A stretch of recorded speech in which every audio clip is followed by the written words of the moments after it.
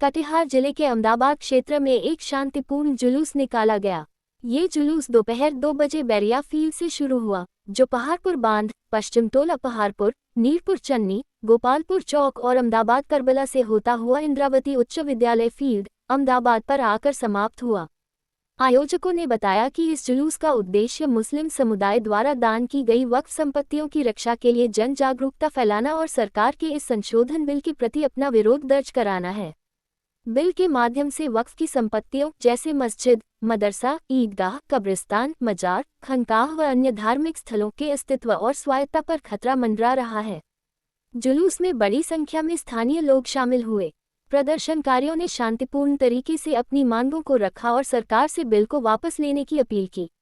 मौके पर पुलिस प्रशासन की पूरी निगरानी रही। प्रदर्शन आप लोग कर रहे हैं, क्या मांग है और इस तरह का जो रैली जुलूस निकाला गया है? सबसे पहले आप तमाम का मैं शुक्रगुजार हूँ कि आपने हमको कवर करने की, हम सबको कवर करने की कोशिश की है। देखिए, भारत की मुसलमान विरोधी मोदी सरकार हमेशा मुसलमानों को परेशान करने की कोशिश करती रहती है। कभी तो NRC लाकर, तो कभी CAA लाकर और कभी 3 तलाक लाकर। आज उन्होंने काला कानून के तौर पर वक्फ बिल, वक्फ तरमीमी बिल लाकर मुसलमानों को परेशान करने की कोशिश की है।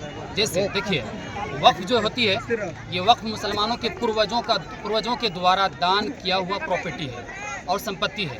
और हमारा एक थॉट से हमारी सोच है कि हम इस संपत्ति में किसी के दखल अंदाजी बर्दाश्त नहीं करेंगे। ये एक काला कानून है और हमें लगता है कि इस काला कानून के ज़रिए मुसलमानों की संपत्ति और प्रॉपर्टी को छीनकर सरकार अडानी और अंबानी को तकसीम करना चाहती है। नहीं, सरकार तो कह रही है कि जिस तरीके से ये बिल लाया गया है वो गरीब तबके के मुसलमानों को इससे फ़ायदा पहुंचेगा। हमें नहीं लगता है कि गरीब तबके के तौर पर उसको फ़ायदा पहुंचेगा, क्योंकि हमने देखा है कि यहाँ पर और भी बहुत सारे मामलात हैं, लेकिन उसमें दखल अंदाजी उनकी नहीं है।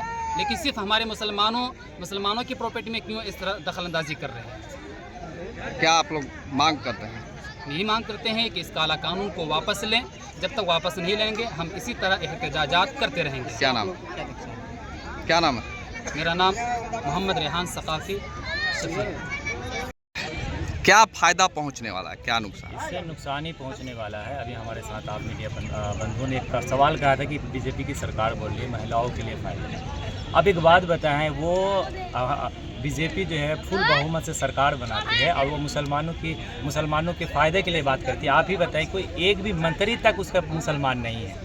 महिलाओं की बात करने वाली सरकार से हम पूछना चाहते हैं कि आप बोलते हैं वक्त के अकॉर्डिंग जो ये महिलाओं के लिए फ़ायदेमंद है। भाई, अगर इतना ही फ़ायदेमंद है, इतना ही मुसलमानों के आप शुभचिंतक है, तो महिलाओं को 10% जो है, मुस्लिम महिलाओं को 10% आरक्षण आप क्यों नहीं दे देते? आज आप देख रहे हैं, आपने जिस प्रकार से कहा, हमारे बुज़ुर्गों ने जिस प्रकार से ज़मीनें, हम लोगों ने अपनी ज़मीनें खरीद कर दिया है, और आप कहते हैं क्या कि इसमें नन मुस्लिम भाइयों को भी रखें। कोई बात नहीं है, जो शुरुआत होगा, अगर अभी नया कोई भी NGO बनेगा, उसमें है हज़ारों लाखों हिंदू मुस्लिम बहुत सारे NGO को चला रहे हैं। और ऐसे अगर बहुत सारे जगह, जैसे हम आपसे ही पूछते हैं क्या नुकसान होने वाला है? बिल्कुल ये नुकसान है। ये इसलिए नुकसान है कि हमारी ज़मीनें का अधिकार उनके ऊपर कुछ भी नहीं होगा। वो आएंगे और उसको इलीगेशन करके बंद कर सकते हैं। सरकार तो कह रही है कि भ्रष्टाचार मुक्त करेंगे। भ्रष्टाचार वो मुफ्त क्या करेंगे? इस बिल के लाते हिस्से में अमेरिका ने अपने भारत में कितना % टैक्स डाल दिया। भ्रष्टाचार की बात करने वाली, महंगाई पे बात नहीं करते। अब आगे क्या करने वाले हैं आप लोग? अब जब तक ये बिल वापस नहीं आएगा, हम लोग इस तरह से सड़कों पर उतरते रहेंगे। और एक बात मैं बता देना चाहता हूँ, इस बिल के खिलाफ सिर्फ मुसलमान भाई नहीं है। इस बिल के खिलाफ तेजस्वी भाई जैसे लोग भी हैं। इस बिल के खिलाफ राहुल गांधी जैसे भी लोग हैं, यानी सिख जैसे लोग भी हैं। करोड़ों लोग, हिंदू, मुस्लिम, सिख, ईसाई, भारतीय लोग सब इस बिल के खिलाफ है। जिस प्रकार से किसान आंदोलन में खिलाफ थे, इस प्रकार से वक्फ बिल के भी खिलाफ है। और हम सब भारतीय इस तरह से हमेशा पैदल मार्च करते रहेंगे जब तक ये बिल वापस नहीं होगा। ज्ञापन भी सौंपेंगे। नॉन मुस्लिम को नहीं घुसाया जाएगा इसमें। आप नोटिफिकेशन पढ़े, मैंने खुद पढ़ा है नोटिफिकेशन में कि 2 नॉन मुस्लिम भाई रहेंगे। मैं उसके खिलाफ नहीं हूँ। अगर नया बनता है, हम खुद बनाते हैं, अगर हम नए नॉन मुस्लिम भाई को रखना चाहते तो बिल्कुल रखें। अगर 200 साल पहले मेरे पूर्वजों ने ज़मीन दिया है, उसका रूल्स बना हुआ है, आप अनजान लोगों को कैसे रख सकते हैं किसी बोर्ड पे? ये गलत है, वो बिल्कुल गलत है। आज राम मंदिर ही बना, आप कहाँ मुसलमानों को रखे? आप तो बोलते मुसलमान का नो एंट्री है, और आप इतने शुभचिंतक हो गए। आज आप बताएं, मैं इससे विरोध, बिल्कुल ये विरोध तरीका ही है और ये गलत तरीका है। सरकार अपनी कमियों को छुपाने के लिए हमेशा देशवासियों पे कोई ना कोई रूल्स ला के रख देता है, चाहे वो नोटबंदी का काम हो, चाहे वो चाहे एनआरसी का काम हो। जब उसके साथ नौजवान जब नौकरी मांगता है, जब टैक्स आता है, कोई ना कोई वो बिल थोप देती है और जनता को यानी पूरे भारतीय को गुमराह करने का काम। क्या परिचय आपके कहने के मुताबिक नॉन मुस्लिम अगर घुसाया जाता तो क्या घाटा है? बिल्कुल घाटा नहीं है, लेकिन आज अगर जिस एनजीओ का रजिस्ट्रेशन होता है, आप खुद शशि है मेरे भाई, अगर आपको घुसाया जाता है, हम दोनों मिलकर किसी एनजीओ को चलाते हैं तो क्या बुरी बात है। लेकिन आप बताएं, अगर कोई 500 वर्ष से चलता हुआ रहा है, हिंदू मुस्लिम सबको साथ लेकर चल रहा है, उसमें आलोचना करने की क्या ज़रूरत है। बिन वजह जिसका कम्युनिकेशन नहीं मिल रहा है, माइंड मैच नहीं कर रहा, उसमें किसी दूसरे को घुसाने की क्या ज़रूरत है।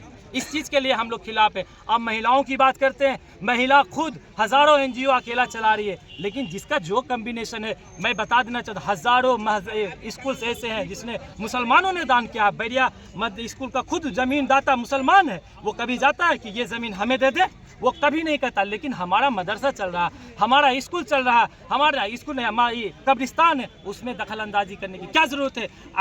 अगर इनडायरेक्टली प्रशासन तक तो बात जाती थी ना, अगर कोई मामला है कोई है तो जिला प्रशासन उसको देखता ही था, उसी तरह देखता रहता है, इसमें बुराई क्या है। लेकिन जिस प्रकार से ये 2024 का जो कानून बना है, हम लोग क्या 1995 का विरोध किया? हमने नहीं किया। 2013 में उसका विरोध किया? हमने नहीं किया। मेरे दोस्त, ये सचमुच ये गलत कानून है और हम पूरे भारतीयों से गुजारिश करेंगे, आज मेरी बारी है, कल सिख भाइयों की बारी होगी, कल किसान भाइयों की बारी थी।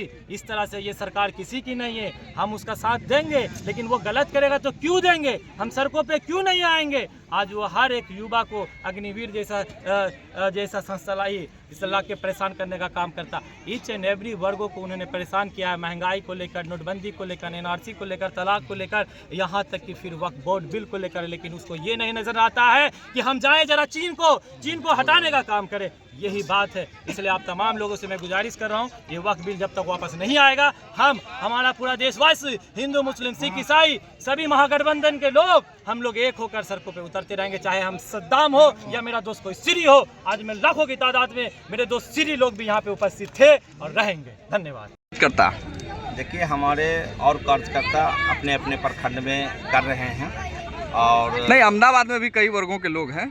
ठीक है, नहीं आए, लेकिन सबका सपोर्ट है, सब लोग हमारे साथ है। और हम लोगों ने बैरिया पंचायत से इसका आगाज़ किया। मुफ्ती रेहान साहब हम लोग सब मिलजुल करके बैरिया से जुलूस को निकाला और बेलगच्छी होते हुए, पहाड़पुर ढाला होते हुए, चन्नी गोपालपुर होते हुए शांतिपूर्ण तरीके से हम लोग जुलूस लेकर अहमदाबाद इंदिरावती उच्च विद्यालय आए और सभा का कार्यक्रम हुआ। हम लोगों ने मांग किया कि इस बिल को वापस लिया जाए। खास करके मैं बिहार सरकार से आग्रह करता हूं कि आप बताते हैं कि मैं मुसलमान के हितैषी हूं, तो इस बिल को अभी भी वक्त है कि वो विधानसभा में प्रस्ताव लाकर इसको वापस करने का प्रस्ताव पास करें, वरना हम लोग इस तरह का धरना प्रदर्शन करते रहेंगे। पड़ोसी प्रदेश हमारा पश्चिम बंगाल है, वहाँ के मुख्यमंत्री साहब ने कहा है कि इस बिल को हमने बंगाल में वो चलने नहीं देंगे। तो नीतीश जी से भी मेरा आग्रह है कि इसको उसी तरह का बयान देकर हम लोगों को मुसलमान का धर्म को रक्षा करने का काम कर रहे हैं, वरना नहीं अगर करेंगे तो चेतावनी हम मुसलमान भारत के देते हैं कि इस तरह का प्रदर्शन करके हम लोग वापस करा के ही रहेंगे। चूँकि किसान का भी बिल वापस करना पड़ा था, सरकार को झुकना पड़ा था, उसी तरह से हम लोग पूरे अहमदाबाद प्रखंड, पूरा जिला इसका चेतावनी देते हैं कि अगर वापस नहीं करेगा तो हम लोग इस तरह का प्रदर्शन करते रहेंगे। क्या नाम है? मेरा नाम मोहम्मद शेख राजिक, अल्पसंख्यक प्रखंड के अध्यक्ष हैं कांग्रेस के। 10 साल अपना कीमती समय इसलिए दिए कि माननीय मुख्यमंत्री नीतीश कुमार सेकुलर हुआ करते थे। उन्होंने मुस्लिम के लिए बहुत कुछ किया, ये मानते हैं। लेकिन आज जिस वक्त माननीय मुख्यमंत्री नीतीश कुमार को ज़रूरत थी मुस्लिम के साथ रहते हुए उनका साथ देने का, तो उन्होंने अपना कुर्सी के लालच में आकर वो अपना मुंह मोड़ लिया। और कहीं ना कहीं हम देखते हैं कि ये जो खेल है सब कुर्सी का है, वोट का है। ये हिंदू मुस्लिम एक दूसरे के प्रति, मुस्लिम के दिमाग में, हिंदू के दिमाग में और किसी के दिमाग में जहर घोलने का काम है, बस और कुछ नहीं है। इन सब चीज़ों से देखते हुए मेरा जो समाज है, मेरा जो कौम है, हम अपने कौम के साथ पुनः हम वापस आ गए हैं। हम ऐसे बिल का विरोध करते हैं। नीतीश कुमार कह रहे थे कि मुस्लिम का सपोर्ट हम हमेशा करते हैं, इस पर क्या कुछ कहना है? कहाँ सपोर्ट है? सपोर्ट करते तो वो आज त्याग देते। आज फिर से मतलब वो मुस्लिम का उनको लगता है कि वो सीट मतलब फिर से पुनः मुख्यमंत्री बन जाएंगे। उनको ख़त्म करने का साजिश है ये बीजेपी का। आप मिला के देख लीजिए, नीतीश कुमार कहाँ से लड़ते हैं? सारा मुस्लिम बहुबल क्षेत्र से। और बीजेपी भी उनको टिकट कहाँ से देंगे? मुस्लिम बहुबल क्षेत्र से। तो ये बीजेपी का एक चाल है नीतीश कुमार को ख़त्म करने का। ये उन लोग के आपस अंदरूनी ही मतलब कमेटी के लोग जो है नीतीश कुमार को बीजेपी के जो है ना हाथ में सौंपने का काम कर रहा है। आज अगर नीतीश कुमार सीट लाएंगे सीमांचल से, उसको वोट नहीं मिलेगा, ऑटोमेटिक कम आएंगे तो बीजेपी क्या मतलब उसको मुख्यमंत्री बना देंगे। ये तो हवा वाली बात है। कम सीट रहेगा बीजेपी ऑटोमेटिक मतलब नीतीश कुमार को साइड कर देंगे और मुख्यमंत्री अपना बना लेंगे।